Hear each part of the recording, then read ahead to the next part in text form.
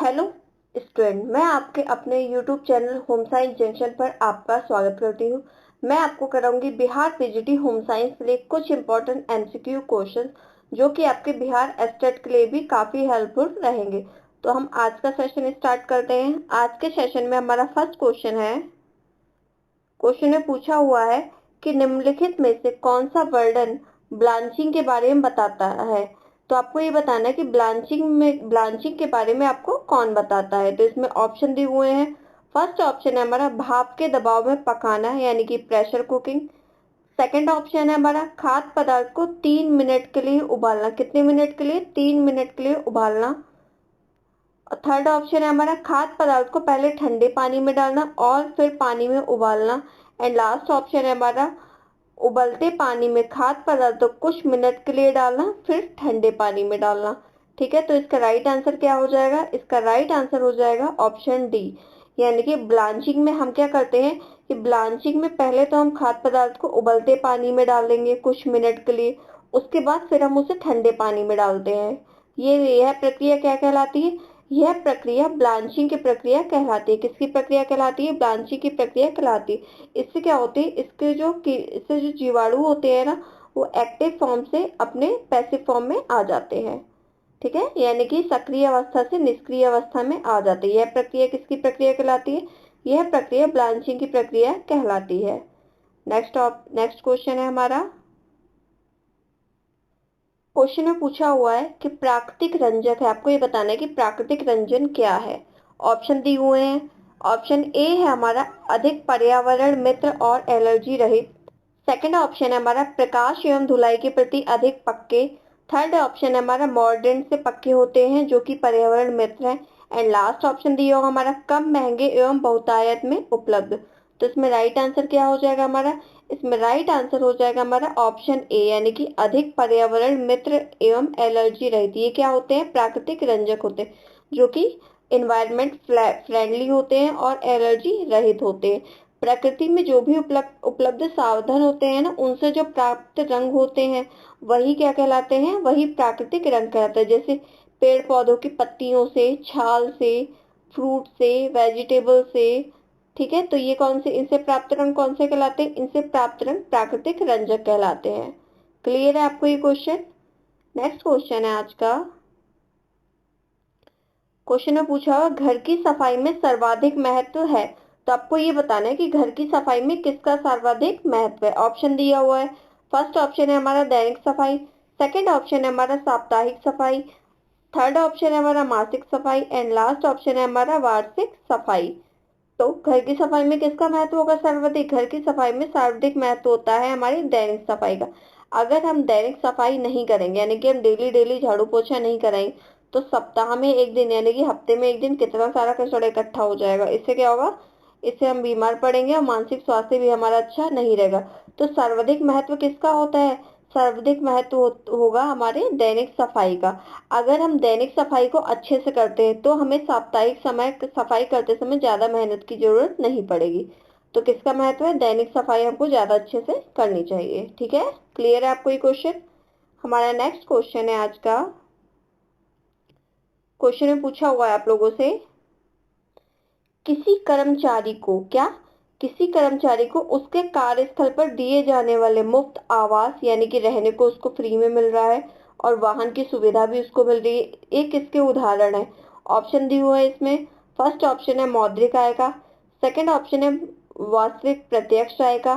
Third option है वास्तविक अप्रत्यक्ष आय का। एंड लास्ट ऑप्शन है हमारा मानसिक आय का।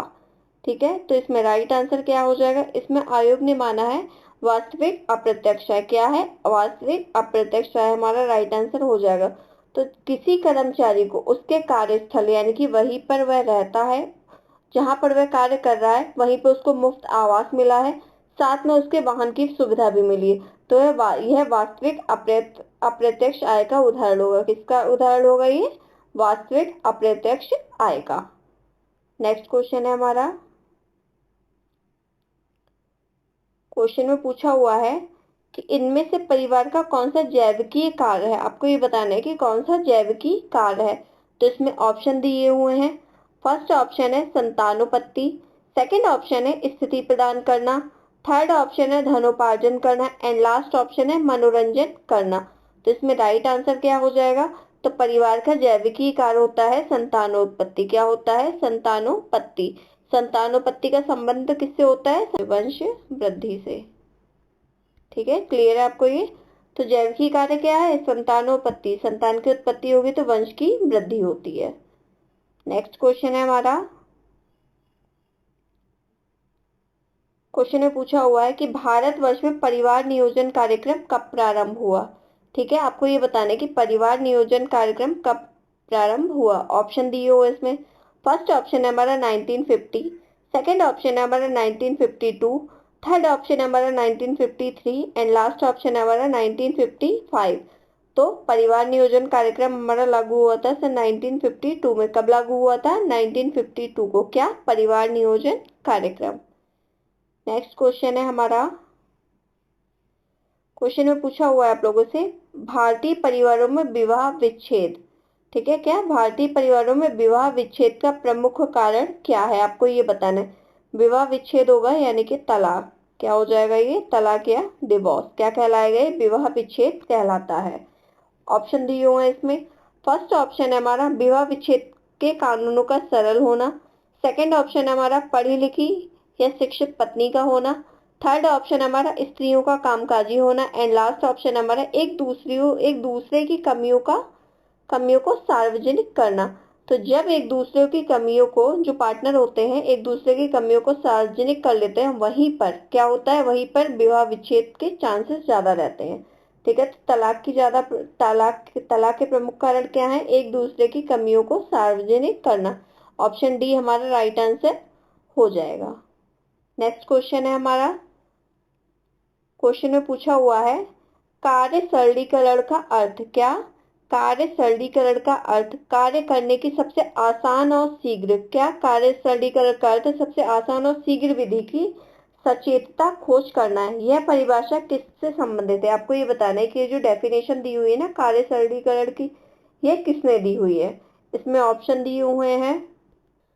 फर्स्ट ऑप्शन है ग्रास एवं कैंडल, सेकंड ऑप्शन है आरसी देवदास, थर्ड ऑप्शन है निकिल एवं डार्सी एंड लास्ट ऑप्शन है हमारा ओपन हार्म्स। ये निकिल हो जाएगा, इधर का आ जाएगा।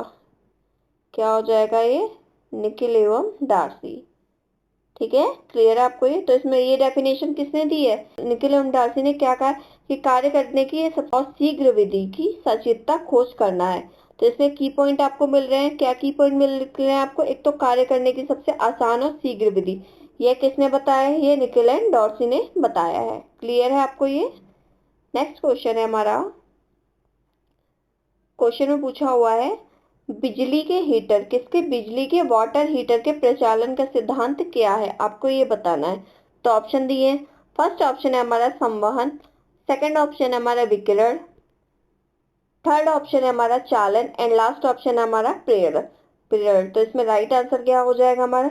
तो बिजली के वाटर हीटर के प्रचालन का सिद्धांत प्रेरण कहलाता है। क्या कहलाता है? इंडक्शन। क्या कहलाता है? इसको क्या कहते हैं? इंडक्शन यानी कि प्रेरण। क्या? इंडक्शन कहा जाता है इसको। ठीक है, क्लियर है आपको ये क्वेश्चन? आप लोगों को क्वेश्चन कैसे लग रहे हैं आप लोग ये जरूर बताइएगा। अगर आपको क्लास अच्छी लग रही हो तो आप क्लास को लाइक जरूर कर दीजिएगा। नेक्स्ट क्वेश्चन में पूछा हुआ है आपसे कि संश्लिष्ट रंजक। क्या? संश्लिष्ट रंजक की खोज किसने की थी? आपको ये बताना है। तो ऑप्शन दिए हुए इसमें विलियम हेनरी पार्किन ने, सेकंड ऑप्शन है मोरो, थर्ड ऑप्शन है हमारा जेटी डिक्सन ने एंड लास्ट ऑप्शन है जॉर्ज ऑडेमर्स ने।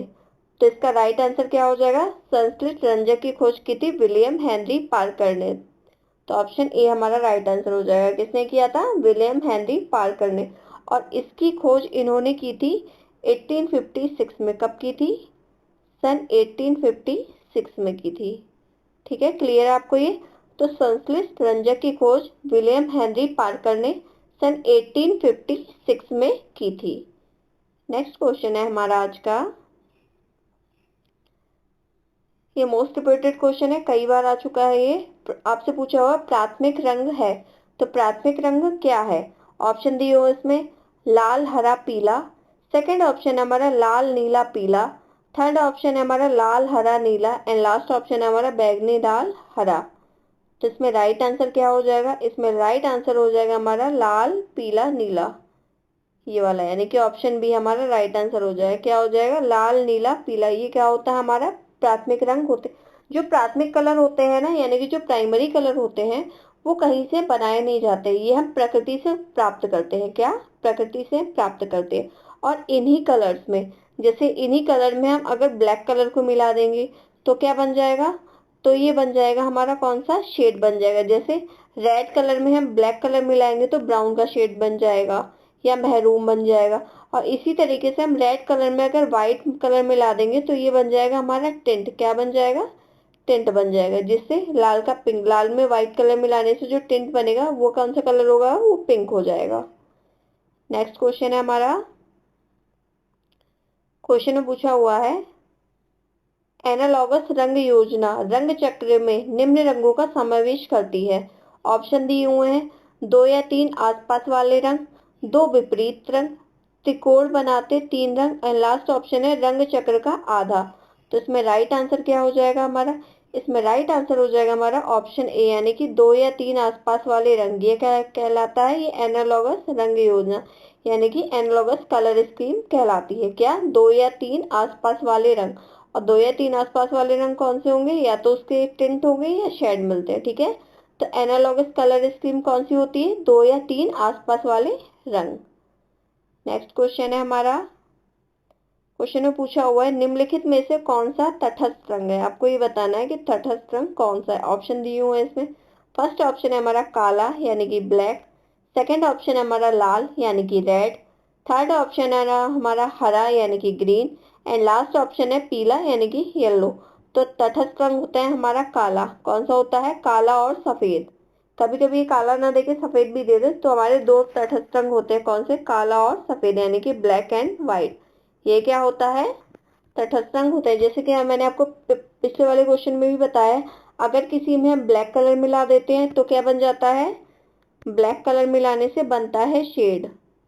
क्या बनता है? ब्लैक कलर को मिलाने से किसी कलर में क्या बनता है? शेड। एंड व्हाइट कलर को किसी कलर में मिलाने से क्या बनता है? टिंट। क्या बनेगा हमारा? टिंट कलर मिलता है, बनता है। नेक्स्ट क्वेश्चन है हमारा। और एक चीज मैं आपको और इस क्वेश्चन में बता दूं, जो हमारा व्हाइट कलर होता है ना, जैसे ये ब्लैक है, तो ब्लैक कलर की वैल्यू जो होती है ना, सबसे कम होती है। क्या होती है? ब्लैक कलर की जो वैल्यू होती है वो सबसे कम होती है। और व्हाइट कलर की वैल्यू सबसे ज्यादा ज्यादा होती है। किसकी? व्हाइट कलर की वैल्यू हाई होती है। क्लियर है आपको? ये कई बार आ जाता है क्वेश्चन में कि कौन से कलर की वैल्यू सबसे ज्यादा है और कौन से कलर की वैल्यू सबसे कम है। तो ब्लैक कलर की वैल्यू सबसे ज्यादा कम होती है एंड व्हाइट कलर की वैल्यू सबसे ज्यादा हाई होती है। ठीक है, क्लियर है आपको ये? नेक्स्ट क्वेश्चन है हमारा। क्वेश्चन में पूछा हुआ है, अच्छा प्रेषक होने के लिए क्या आवश्यक है? क्या? अच्छा प्रेषक होने के लिए क्या आवश्यक है, आपको ये बताना है। तो ऑप्शन में दिया हुआ है हमारा। फर्स्ट ऑप्शन है हमारा समुदाय में जाए और लोगों की बात सुने। सेकंड ऑप्शन है हमारा जाए और कार्य करना शुरू कर दे। थर्ड ऑप्शन है हमारा जाए और लोगों के साथ बातचीत कर शुरू कर दे। एंड लास्ट ऑप्शन है हमारा जाए और उन्हें दृश्यमान सामग्री दिखाएं। तो इसमें राइट आंसर हो जाएगा कि समुदाय में प्रेषक, अच्छा प्रेषक वही होता है जो समुदाय में जाए और लोगों की बात को सुने। उसको ये नहीं करना चाहिए वह समुदाय में गया और क्या करना चाहिए, अपना कार्य करना डायरेक्ट शुरू कर दे, वह लोगों की बात सुने ही ना। और ऐसा भी नहीं करना चाहिए वह जाए और जाने के बाद समुदाय के लोगों से पहले, सबसे पहले बातचीत शुरू कर दे। बल्कि उसको क्या करना चाहिए, पहले उसको लोगों की बातों को सुनना चाहिए, उसके बाद फिर उस लोगों की बातचीत के नजरिए के हिसाब से उसको क्या करना है, उसको अपनी बातचीत को स्टार्ट करना चाहिए। ठीक है, और ऐसा भी नहीं है कि वो जाए और स्वयं उसको दृश्यमान सामग्री दिखाने लग जाए, ये भी हमारा ऑप्शन गलत हो जाएगा। तो उसको क्या करना चाहिए, वह समुदाय में जाए और लोगों की बातों को सुने। और प्रेषक जो होता है, प्रेषक संचार प्रक्रिया का बहुत महत्वपूर्ण अंग होता है, जो कि संदेश का संप्रेषण करता है। क्या करता है प्रेषक? प्रेषक संदेश का संप्रेषण करता है। और संप्रेषक जो होता है, संप्रेषक संचार प्रक्रिया का आरंभ करता होता है। ठीक है, किसका? संप्रेषक जो होता है, संप्रेषक संचार प्रक्रिया का आरंभ करता होता है, यानी कि संचार प्रक्रिया को वही क्या करता है, वही स्टार्ट करता है। ठीक है, क्लियर है आपको ये? नेक्स्ट क्वेश्चन है हमारा आज का। क्वेश्चन में पूछा हुआ है आपसे, फ्लैश कार्ड उपयुक्त होते हैं। आपको ये बताना है कि फ्लैश कार्ड किसके लिए उपयुक्त होते हैं। फर्स्ट ऑप्शन दिया हुआ है हमारा सामाजिक विज्ञापन के लिए, सेकंड ऑप्शन है हमारा घटना के प्रचार के लिए, एंड थर्ड ऑप्शन है हमारा प्रक्रिया या चरणों को समझाने के लिए, एंड लास्ट ऑप्शन है हमारा कार्यक्रम की जानकारी देने के लिए। तो फ्लैश कार्ड उपयोगी होता है प्रक्रिया के चरणों को समझाने के लिए। क्या? प्रक्रिया के चरणों को क्रम बाई क्रम समझाने के लिए। फ्लैश कार्ड का प्रयोग करके कम शब्दों में हम अधिक से अधिक संदेश दे सकते हैं। इस विधि में क्या होता है, इस विधि में 10 से 12 फ्लैश कार्ड होते हैं। क्या होते हैं? 10 से 12 फ्लैश कार्ड का प्रयोग किया जाता है। क्वेश्चन आ जाता है कि फ्लैश कार्ड में कितने कार्ड्स का उपयोग किया जाता है, तो कितने कार्ड का? 10 से 12 कार्ड्स का उपयोग किया जाता है, जिसमें फ्लैश कार्ड में आगे तो पिक्चर होगी। क्या होगी? जैसे ये फ्लैश कार्ड बनाया हुआ है गत्ते का, इसमें क्या हो गया, आगे तो हमने क्या कर दिया, आगे पिक्चर बना दी, और इसके जस्ट पीछे रिटन मैटर जो होता है ना, उसका इस पिक्चर के बारे में वो लिखा हुआ होता है। ठीक है, जिससे ही प्रक्रिया बाई प्रक्रिया यानी कि चरण दर चरण समझाया जाता है किसी भी टॉपिक के बारे में। ठीक है, क्लियर है आपको ये? नेक्स्ट क्वेश्चन है हमारा आज का। क्वेश्चन में पूछा हुआ है कि अनौपचारिक शिक्षा है, आपको ये बताना है अनौपचारिक शिक्षा क्या है। फर्स्ट ऑप्शन है समस्यात्मक है, सेकंड ऑप्शन है एक सार और विश्व की ओर उन्मुख है, थर्ड ऑप्शन है हमारा लोचमय और सीखने के वाले के अनुसार है, एंड लास्ट ऑप्शन है हमारा इनमें से कोई नहीं। तो इसमें राइट आंसर हो जाएगा हमारा लोचमय और सीखने वाले के अनुसार है। कैसी है? लोचमय और सीखने वाले के अनुसार है, यानी कि क्या है, अनौपचारिक शिक्षा। जो अनौपचारिक शिक्षा है ना, उसको व्यक्ति जीवन में कभी भी ले सकता है, इसके लिए कोई पैटर्न फिक्स नहीं होता। और व्यक्ति क्या सकता है, व्यक्ति को जिस चीज में इंटरेस्ट होता है, जो चीज उसे सीखने के लिए जरूरी लगती है, व्यक्ति क्या करता है, व्यक्ति अपने इंटरेस्ट के अकॉर्डिंग ही अनौपचारिक शिक्षा को ग्रहण करता है, और इसमें लोचमयता बहुत ज्यादा होती है। औपचारिक शिक्षा में क्या होती है, औपचारिक शिक्षा में होता है कि कोई भी चरण बर चरण से, मतलब क्रम बाई क्रम भी बढ़ता है, और ये एक व्यवस्थित प्रणाली के अंतर्गत आती है। किस प्रणाली के अंतर्गत आती है? व्यवस्थित प्रणाली के अंतर्गत आती है। औपचारिक शिक्षा के लिए हमें स्कूल या कॉलेज जाने की जरूरत पड़ती है। बिना स्कूल कॉलेज जाए हमें औपचारिक शिक्षा नहीं मिलती है, बल्कि अनौपचारिक शिक्षा में ऐसा नहीं है। अनौपचारिक शिक्षा हम कभी भी कहीं से भी ले सकते हैं। नेक्स्ट क्वेश्चन है हमारा। क्वेश्चन में पूछा हुआ है संबंधवाद का सिद्धांत किसने प्रतिपादित किया। ऑप्शन दिए हुए हैं हमारा। फर्स्ट ऑप्शन है हमारा थर्स्टन, सेकंड ऑप्शन है हमारा स्किनर, थर्ड ऑप्शन है हमारा थार्नडाइक, एंड लास्ट ऑप्शन है हमारा पावलोव। तो इसमें राइट आंसर क्या हो जाएगा हमारा, तो संबंधवाद का सिद्धांत दिया था थॉर्नडाइक ने, तो राइट आंसर हो जाएगा हमारा ऑप्शन सी, यानी कि थॉर्नडाइक। तो किसने दिया था संबंधवाद का सिद्धांत? थॉर्नडाइक ने दिया था। थॉर्नडाइक ने जो अपना प्रयोग किया था ना, वह एक भूखी बिल्ली पर किया था। किस पर किया था? एक भूखी बिल्ली पर। ठीक है, किस पर किया था? एक भूखी बिल्ली पर इन्होंने अपना प्रयोग किया था। भूखी बिल्ली को एक पजल बॉक्स में बंद कर दिया था, और बॉक्स के बाहर उन्होंने भोजन रख दिया था, और बिल्ली को बॉक्स के बाहर निकलने के लिए कुछ क्रियाएं करनी होती है। उसमें एक बटन लगा होता है या लीवर दबाना होता है उसको, किसको? बिल्ली को। तो बिल्ली जब भूख की वजह से या बॉक्स से बाहर निकलने के लिए उछल रही होती है ना, तो गलती से क्या हो जाता है, गलती से उससे वो लीवर बटन जो होता है, लीवर दब जाता है, तो क्या होता है, गेट खुल जाता है, उसको भोजन मिल जाता है। तो यह क्रिया एक बार उससे गलती से हुई, और दूसरी बार जब उसने ये क्रिया की ना, तो दूसरे बार उसने जल्दी कर ली। फिर उसको उसको ये बिल्ली को ये बात समझ में आ चुकी थी कि जैसे ही मैं ये लीवर को दबाऊंगी, यानी कि बटन को दबाऊंगी, वैसे ही उसके पास भोजन मिल जाएगा। तो बिल्ली जो होती है ना, बिल्ली इस प्रक्रिया को बार बार दोहराने लगी। तो क्या होगा, एक संबंध बन गया, किसका? बिल्ली का भोजन से। किसके माध्यम से संपर्क बना? एक लीवर बटन के माध्यम से। ठीक है, तो ये संबंधवाद का सिद्धांत दिया था, किसने दिया था? थॉर्नडाइक ने दिया था। क्लियर है आपको ये क्वेश्चन? नेक्स्ट क्वेश्चन है हमारा। क्वेश्चन में पूछा हुआ है किसने कहा कि बच्चा एक साफ स्लेट की तरह पैदा होता है। ऑप्शन दिए हुए हैं। फर्स्ट ऑप्शन है हमारा फ्रॉबेल, सेकंड ऑप्शन है हमारा पेस्टोलॉजी, थर्ड ऑप्शन है हमारा रूसो, एंड लास्ट ऑप्शन है हमारा जॉन लॉक। तो राइट आंसर क्या हो जाएगा इसमें? राइट आंसर हो जाएगा हमारा ऑप्शन डी, यानी कि जॉन लॉक।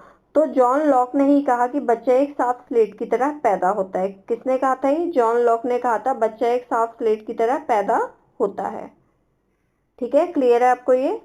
अच्छा, इसकी एक शॉर्ट ट्रिक है याद करने की। जैसे आप लोग भूल जाओ ना, तो बच्चे सबसे पहले कौन सी पोएम गाते हैं? बच्चे पोएम बोलते हैं ना, जॉनी जॉनी यस पापा, तो जॉन लॉक। तो बच्चा एक ऐसा होता है, बच्चा एक साफ स्लेट की तरह होता है, यानी कि बच्चे के पास एक स्लेट होती है।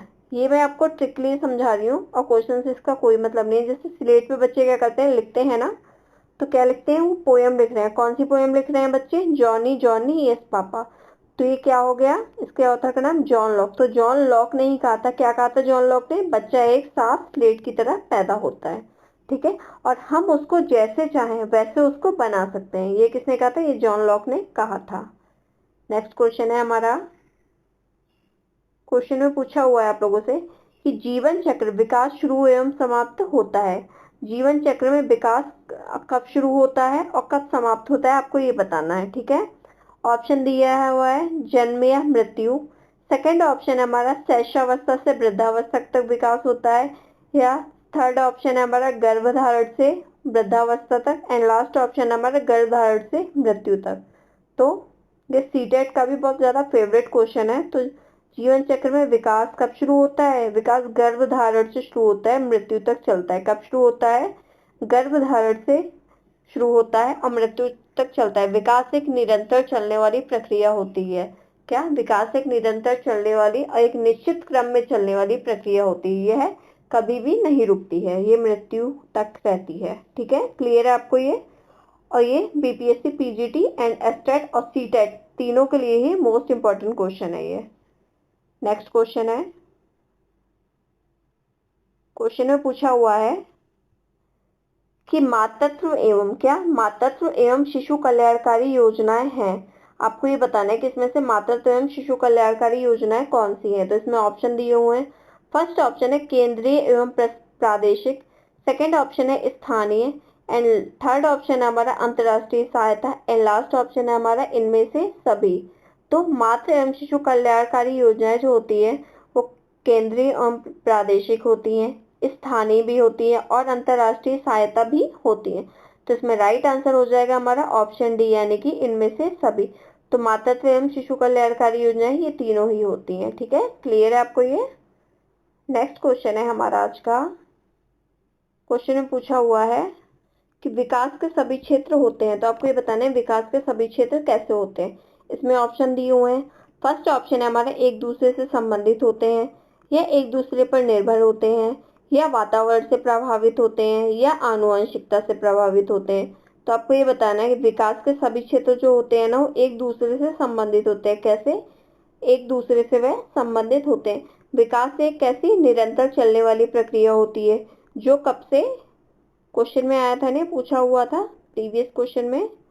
तो यह है गर्भावस्था से लेकर, ये कब से, गर्भा विकास जो होता है यानी कि डेवलपमेंट गर्भावस्था से लेकर मृत्यु तक, कब तक, मृत्यु तक अविराम गति से चलती रहती है। अविराम गति से मतलब है यानी कि बिना रुके चलती रहती है।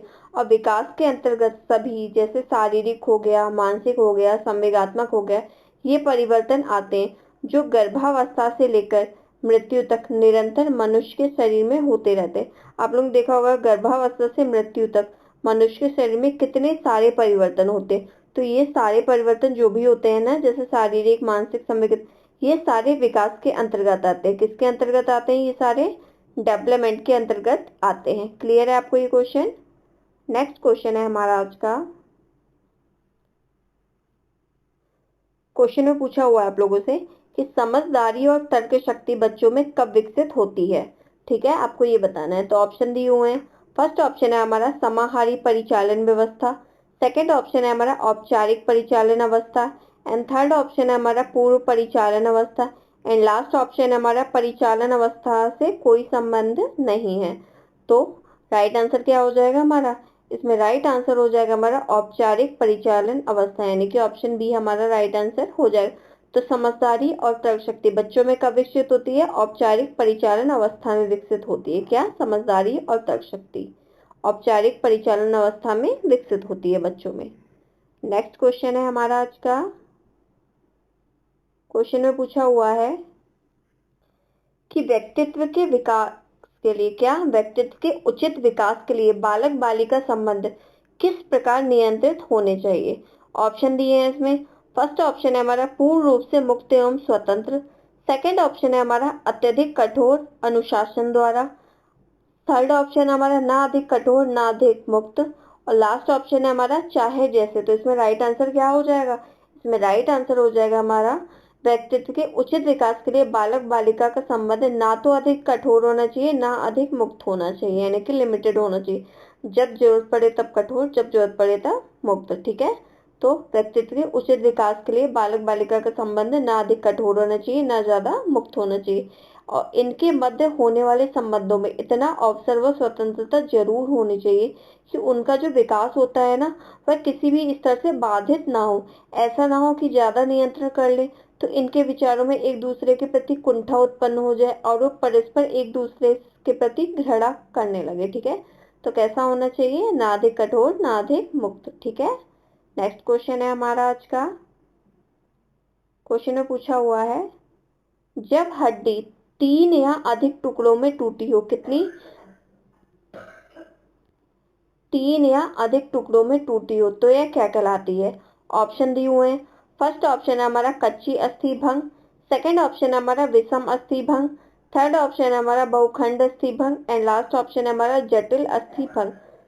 तो इसमें राइट आंसर हो जाएगा हमारा ऑप्शन सी, यानी कि बहुखंड अस्थि भंग। जैसे ये नाम से ही पता चल रहा है, हड्डी 3 या अधिक टुकड़ों में टूट गई है। ठीक है, कोई हड्डी कैसी हो गई है? 3 या अधिक टुकड़ों में टूट गई है, यानी कि बहुत ज्यादा खंडों में टूट गई है, तो क्या कहलाती है? बहुखंड अस्थि भंग कहलाती है। क्या कहलाती है? बहुखंड अस्थि भंग कहलाती है। नेक्स्ट क्वेश्चन है हमारा।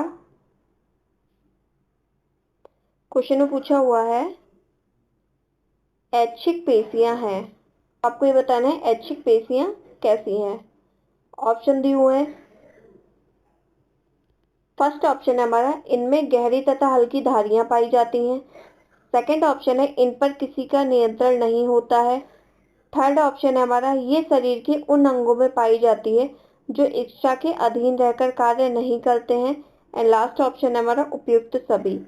तो जो ऐच्छिक पेशियां होती है ना, उनमें गहरी तथा हल्की धारियां पाई जाती हैं और वह इन पर किसी का भी नियंत्रण नहीं होता है, अपनी इच्छा के अनुसार ये कार्य करती हैं। मतलब हम जैसा चाहे ऐच्छिक पेशियों में, अगर हमारे ऐच्छिक पेशियां जैसे हाथ में होती हैं और कई जगह पे होते हैं, जिन चीजों का हमारा मन होगा तो हम हाथ को उठाएंगे, हमारा मन होगा तो हम हाथ को नहीं उठाएंगे। ठीक है, और ये शरीर के उन अंगों में पाई जाती है जो इच्छा के अधीन रहकर कार्य नहीं करते। और लास्ट ऑप्शन क्या था? उपयुक्त सभी। तो ये क्या है? हमारा राइट आंसर होगा उपयुक्त सभी, यानी कि ये सभी कार्य क्या किसके हैं? ये सभी कार्य ऐच्छिक पेशियों के होते हैं। नेक्स्ट क्वेश्चन है हमारा। क्वेश्चन में पूछा हुआ है आप लोगों से कि मनुष्य में कितने रक्त समूह पाए जाते हैं। ऑप्शन दिए हुए हैं इसमें। ऑप्शन है, ए है हमारा ए ओ। सेकंड ऑप्शन है हमारा ABCD। थर्ड ऑप्शन है हमारा ABKD एंड लास्ट ऑप्शन है हमारा RHRDRC। ठीक है, तो रक्त समूह कितने पाए जाते हैं? रक्त समूह होते हैं 4। कितने होते हैं? 4। कौन कौन से? A B और O, यानी कि ऑप्शन ए हमारा राइट आंसर हो जाएगा। कितने पाए जाते हैं? ए बी और ओ। इसमें जो ए बी ब्लड ग्रुप होता है ना, कौन सा? जो ए बी ब्लड ग्रुप होता है ये सर्वग्राही होता है। क्या होता है? सर्वग्राही होता है। ये सभी ब्लड ग्रुप से क्या करता है? ब्लड ले सकता है। और जो ओ ब्लड ग्रुप होता है, ओ ब्लड ग्रुप सर्वदाता होता है। कैसा होता है? सर्वदाता होता है। इसमें कोई एंटीजन नहीं पाया जाता। क्या? इसमें कोई भी एंटीजन नहीं पाया जाता है। तो ए बी कौन सा होता है? ए बी ब्लड ग्रुप हमारा होता है सर्वग्राही और ओ होता है हमारा सर्वदाता। और 4 रक्त समूह पाए जाते हैं मनुष्य में। कौन कौन से? ए बी और ओ। क्लियर आपको ये क्वेश्चन का आंसर? नेक्स्ट क्वेश्चन है हमारा। क्वेश्चन में पूछा हुआ है, हैजा किसके द्वारा फैलता है? क्या? हैजा किसके द्वारा फैलता है? तो इसमें ऑप्शन दिए हुए हैं। फर्स्ट ऑप्शन है हमारा वायु द्वारा। सेकंड ऑप्शन है हमारा भोजन द्वारा। थर्ड ऑप्शन है हमारा जल द्वारा एंड लास्ट ऑप्शन है हमारा इनमें से कोई नहीं। तो सबको पता है हैजा किसके द्वारा फैलता है? हैजा जल के द्वारा फैलता है। किसके द्वारा? हैजा जल के द्वारा फैलता है। और ये विब्रियो कॉलरा नामक जीवाणु से होता है। किससे होता है ये? विब्रियो कॉलरा नामक जीवाणु से हैजा फैलता है। नेक्स्ट क्वेश्चन है हमारा। क्वेश्चन में पूछा हुआ है कि रोगों की रोकथाम और स्वास्थ्य का संवर्धन का प्राथमिक उद्देश्य क्या है, आपको ये बताना है। तो इसमें ऑप्शन दिए हुए हैं। फर्स्ट ऑप्शन है हमारा रोगहर दवा, सेकंड ऑप्शन है हमारा रोकथाम दवा, थर्ड ऑप्शन है हमारा प्राथमिक दवा एंड लास्ट ऑप्शन है हमारा आधुनिक दवा। तो इसमें राइट आंसर क्या हो जाएगा, इसमें राइट आंसर हो जाएगा हमारा ऑप्शन बी यानी कि रोकथाम दवा। तो रोगों की रोकथाम कर रहा है और स्वास्थ्य का संवर्धन का प्राथमिक उद्देश्य क्या है, रोकथाम दवा। क्या उद्देश्य है, रोकथाम दवा। रोग की रोकथाम के लिए क्या होगा, रोकथाम दवा। नेक्स्ट क्वेश्चन है हमारा, ये हमारा सेकंड लास्ट क्वेश्चन है आज का। क्वेश्चन में पूछा हुआ है कि कैल्शियम ऑक्सलेट और प्यूरिन से परिपूर्ण आहार नहीं देना चाहिए, किसको नहीं देना चाहिए, आपको ये बताना है। तो कैल्शियम ऑक्सलेट और प्यूरिन से परिपूर्ण आहार किसको नहीं देना चाहिए, ऑप्शन दिए हुए हैं। फर्स्ट ऑप्शन है हमारा पथरी के रोगी को, सेकंड ऑप्शन है हमारा रिकेट्स के रोगी को, थर्ड ऑप्शन है हमारा पीलिया के रोगी को एंड लास्ट ऑप्शन है हमारा ऑस्टियोमलेशिया के रोगी को। तो इसमें राइट आंसर क्या हो जाएगा हमारा, इसमें राइट आंसर हो जाएगा ऑप्शन ए पथरी के रोगी को। तो कैल्शियम ऑक्सलेट और प्यूरिन से परिपूर्ण आहार किसको नहीं देना चाहिए, जिसको पथरी पथरी का जो पेशेंट होता है ना, जिसको स्टोन्स बोलते हैं यानी कि स्टोन हो जाते हैं, तो उस रोगी को क्या नहीं देना चाहिए, कैल्शियम ऑक्सलेट और परिपूर्ण प्यूरिन से परिपूर्ण आहार नहीं देना चाहिए। क्योंकि किडनी में बनने वाली जो पथरी होती है ना, यानी कि किडनी में बनने वाली स्टोन कैल्शियम ऑक्सलेट की ही बनी होती है। किसकी बनी होती है, कैल्शियम ऑक्सलेट की बनी होती है। और किडनी जो होता है, किडनी उत्सर्जन अंग का प्रमुख भाग होता है। क्या होता है, किडनी उत्सर्जन अंग का प्रमुख भाग होता है। नेक्स्ट क्वेश्चन है हमारा, क्वेश्चन में पूछा हुआ है कि बोमेन कैप्सूल, क्या बोमेन कैप्सूल मानव शरीर के किस अंग का हिस्सा है, आपको ये बताना है। तो इसमें ऑप्शन दिए हुए हैं। फर्स्ट ऑप्शन दिया हुआ है हृदय यानी कि हार्ट, सेकंड ऑप्शन दिया हुआ है फेफड़ा यानी कि लंग्स, थर्ड ऑप्शन है हमारा गुर्दा यानी कि किडनी एंड लास्ट ऑप्शन क्या है हमारा, लास्ट ऑप्शन है हमारा बड़ी आंत। क्या है, बड़ी आंत यानी कि लार्ज इंटेस्टाइन। तो इसमें राइट आंसर क्या हो जाएगा, इसमें राइट आंसर हो जाएगा हमारा ऑप्शन सी यानी कि गुर्दा। तो जो वोमेन कैप्सूल होता है ना, वोमेन कैप्सूल मानव शरीर के गुर्दे अंग का हिस्सा होता है। कैप्सूल का जो निचला हिस्सा होता है ना, वह पतली नलिका के समान होता है। कैसा होता है, निचला हिस्सा पतली नलिका के समान होता है, जिसे क्या बोलते हैं, जिसे ग्रीवा के नाम से जानते हैं। क्या बोलते हैं, जिसे जिसे ग्रीवा के नाम से जानते हैं। तथा ऊपरी भाग जो होता है, ऊपरी भाग कैसा होता है, प्यालेनुमा। कैसा होता है ऊपरी भाग, प्यालेनुमा होता है।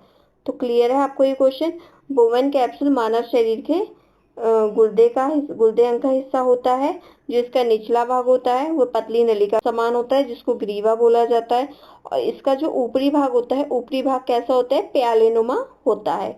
तो आज की क्लास हमारी यहीं एंड होती है। आप लोग ये जरूर बताइएगा कि आपको क्लास कैसे लगे एंड क्वेश्चंस कैसे लगे, आपको क्वेश्चन समझ में आए या नहीं आए। अगर आपको क्लास अच्छी लगी हो तो आप लोग क्लास को लाइक कर दीजिएगा, शेयर कर दीजिएगा और चैनल को सब्सक्राइब जरूर कर लीजिएगा। ठीक है, थैंक यू।